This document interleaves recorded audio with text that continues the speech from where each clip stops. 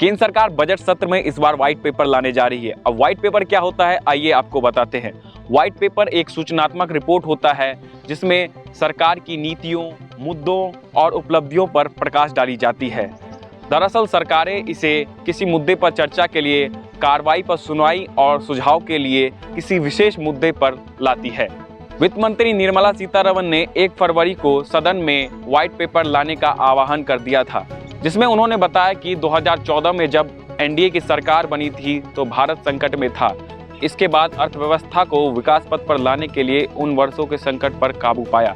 माना जा रहा है कि केंद्र सरकार इस बार अर्थव्यवस्था पर व्हाइट पेपर ला सकती है, जिसमें 2014 से पहले की अर्थव्यवस्था और वर्तमान अर्थव्यवस्था की तुलना की जा सकती है। केंद्र सरकार के व्हाइट पेपर लाने से पहले आज कांग्रेस के राष्ट्रीय अध्यक्ष मल्लिकार्जुन खड़गे ने ब्लैक पेपर लाया, जिसमें मल्लिकार्जुन खड़गे ने कहा कि केंद्र सरकार अभी देश में जो सबसे बड़ा मुद्दा है उसे नहीं उठाती।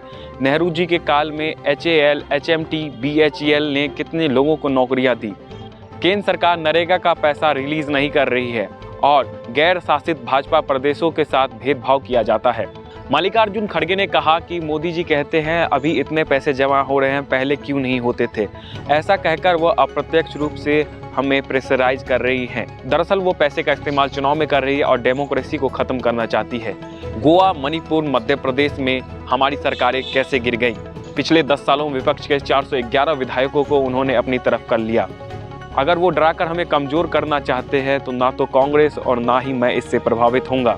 राहुल गांधी ने असम में भारत जोड़ो न्याय यात्रा के दौरान प्रधानमंत्री मोदी के जाति पर सवाल उठाया है।